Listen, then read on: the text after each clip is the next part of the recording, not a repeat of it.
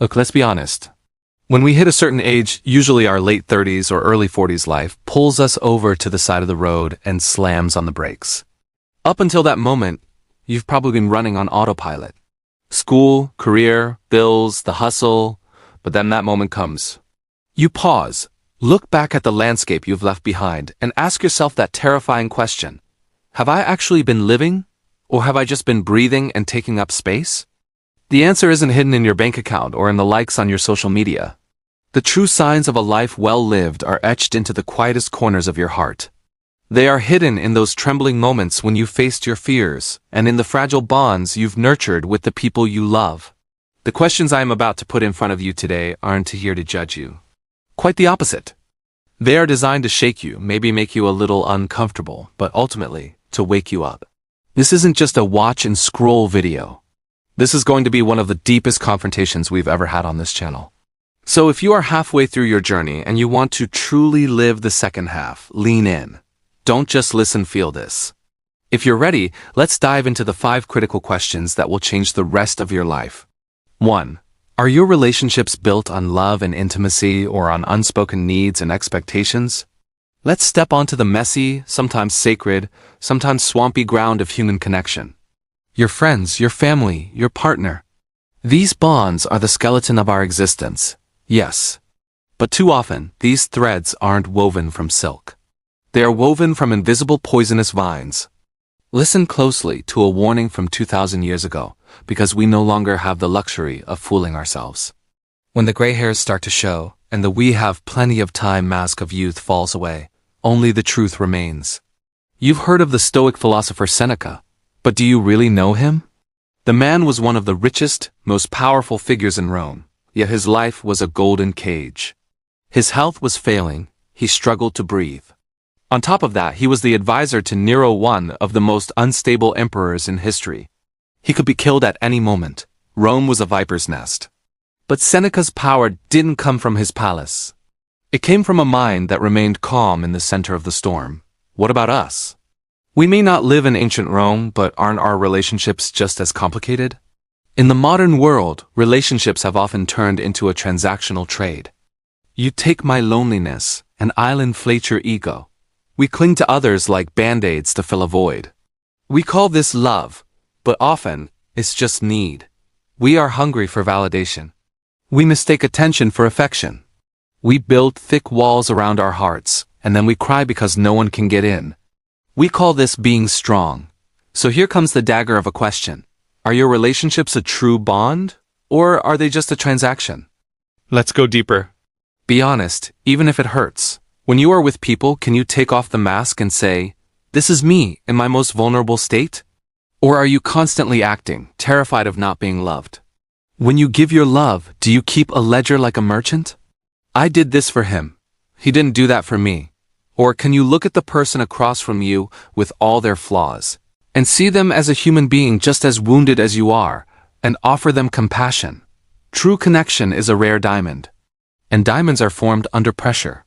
A real relationship isn't about laughing when everything is fine. It's about saying, "We are here, and we will get through this together," when the storm hits. It is a mirror that doesn't just flatter you, but challenges you to grow. Maybe your youth was spent on relationships with rotten foundations, playing pretend. That's okay. But now, as you knock on the door of 40, you must ask, do these people lift me up, or am I sinking? Look at the people around you. If you lost everything tomorrow, who would stay at that table? The answer to that question determines the quality of your life. Prune the rotten ones, repair the strong ones. Because in the second half, you will only need true travel companions. 2. When tested by adversity, did you shatter, or did you find hidden reservoirs of resilience? Let us get one thing straight. Life is not a constant picnic in sun-drenched meadows like an Instagram filter. Life is a wild, chaotic, and often brutal ocean, and you are a tiny boat in that ocean. The waves will come. The storms will rage. The question isn't whether the storm will hit. The question is, when you take on water, will you sink? The Stoics didn't shy away from slapping us in the face with this truth. Think of Marcus Aurelius. The man was the emperor, the most powerful man on earth. Yet his life was spent on battlefields, in blood and mud. His body was plagued by illness. He watched his own children die, and his closest generals betrayed him. Or take Epictetus. Dorn, a slave. When his master twisted his leg just for fun, Epictetus calmly warned him, "You will break it." And when the leg snapped, he didn't scream, he didn't cry, he simply said, "I told you that you would break it." He remained crippled, but his spirit was never broken. We are talking about a man who said, "You can chain my leg, but not even Zeus can conquer my will." We may not have slavery today, but we have modern slaveries. Bankruptcy, divorce, illness, heartbreak. So I ask you, when life threw a sucker punch at you, what did you do? Did you lie on the floor and cry to the referee?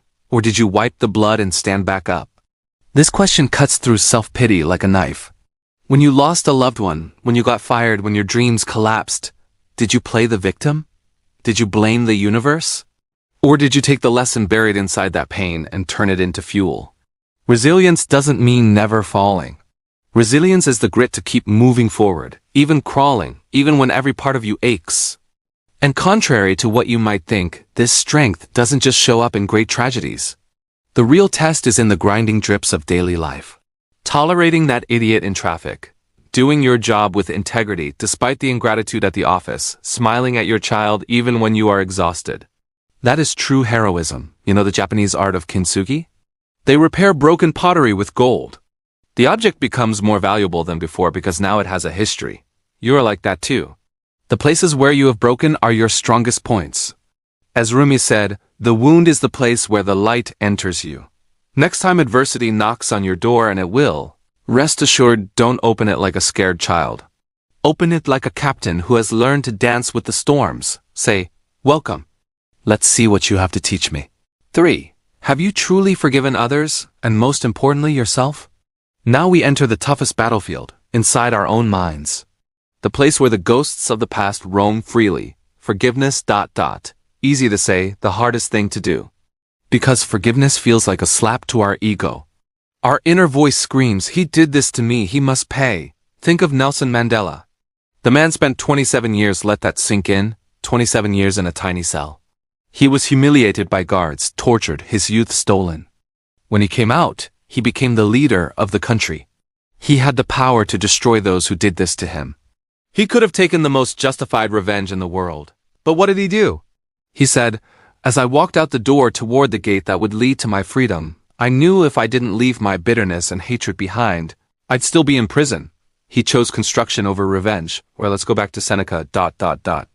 When Nero, his own student, ordered his death, what did Seneca do? He cut his veins. But he was old, the blood wouldn't flow, he was writhing in pain.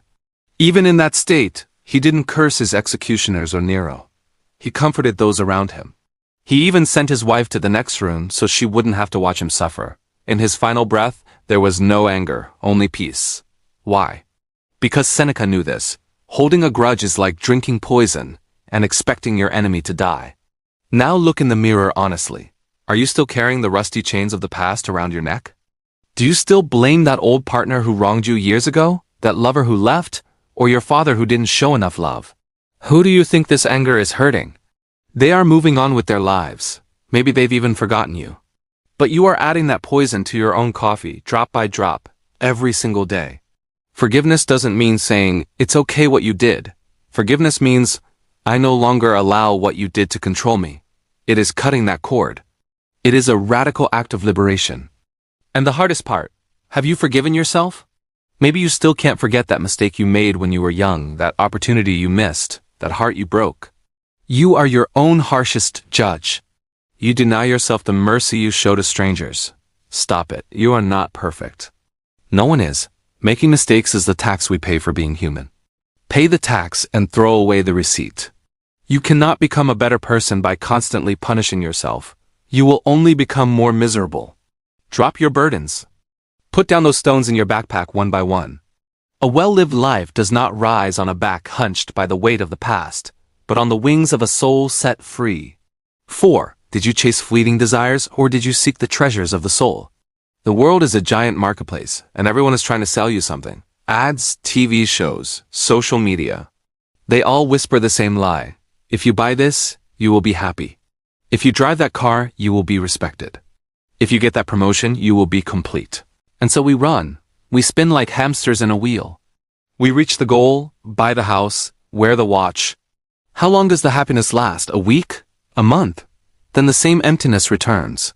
This is called hedonic adaptation. We constantly want more but are never satisfied. While we are busy painting the exterior, our soul dries up like a neglected garden. Let's return to Marcus Aurelius again. The emperor of Rome.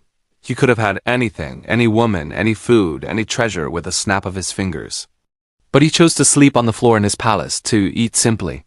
He wrote in his journal, Meditations. Alexander the Great and his mule driver both died, and the same thing happened to both. He knew that all that pomp, the applause, the titles would one day turn to dust. Praise, he said, is just the sound of clapping hands. So ask yourself, did you spend your life accumulating stuff or building character? When you die, the numbers in your bank account won't be written on your tombstone. No one at your funeral will say, he had really nice shoes. They will say, or they won't say he was a good man, he was fair. He helped those in need. The treasures of the soul are virtue, justice, courage, and wisdom. These are not affected by inflation. Thieves cannot steal them. They don't lose value when the stock market crashes. Stop being addicted to external validation. Stop living so others will applaud you. Do not trade your inner peace for the world's temporary toys. Because when those toys break, and they will, only you and your soul will remain. Will you enjoy being alone with that soul? 5. Have you made peace with your own mortality? And here is the finale, the mother of all questions. The truth that most of us sweep under the rug and pretend doesn't exist. You are going to die. Uncomfortable to hear, isn't it? But for the Stoics, this wasn't a source of fear. It was a motivation for life. Memento mori, remember that you will die. Most people live as if they have 1,000 years left. We postpone our dreams, we postpone our love. We say, I'll do it when I retire. I'll start next week, but there is no guarantee that next week will ever come. Steve Jobs used to look in the mirror every morning and ask, if today were the last day of my life, would I want to do what I am about to do today? Have you made peace with death, or does the thought terrify you? Fearing death is as meaningless as fearing the sunset. It is the law of nature. Those before us went, we will go, and those after us will go too. Seneca says, death is not a punishment, it is a law of nature. And man cannot be harmed by something that is part of his nature. When you feel your mortality in your bones, the nonsense in your life suddenly evaporates. The traffic jam, the office gossip, the arguments on social media, it all becomes meaningless. Only the essence remains. The coffee tastes better, your child's hug becomes more precious, every breath turns into a gift. Death is not an end, it is a transformation. It is returning to the stars we came from. What matters isn't how long you lived, but how deeply you lived that time. It is better to live 40 years like a lion, full and meaningful, than 80 years like a vegetable. So don't wait for a disaster or a terminal diagnosis to wake you up. Realize right now, as you watch this video, that this breath could be your last. This isn't scary. It is liberating. It gives you the power to say, I have nothing to lose, so why should I be afraid? My friends, as I come to the end of my words, I'm calling out to each of you. The world doesn't need your mediocrity, it needs your light. Step out of the prison of what will people say, face your demons, love your wounds, forgive, and most importantly, live. Live in such a way that when you face these questions on your deathbed, you can answer not with trembling, but with a proud smile. Yes, it was hard, but I squeezed every drop out of this life. If you are going to shed tears, let them not be for a life unlived, but tears of sweet exhaustion from a life lived ferociously. Remember, you have one wild and precious life. What do you plan to do with it? If these words woke something up inside you, don't let the spark die. Like this video so it can find its way to others who are wandering in the dark. Share it with a loved one because sometimes the greatest gift you can give someone is a wake-up call to truly live. And if you are ready to walk this path of wisdom with us, hit that subscribe button and join the community. I want to hear your voice too. Tell me in the comments below.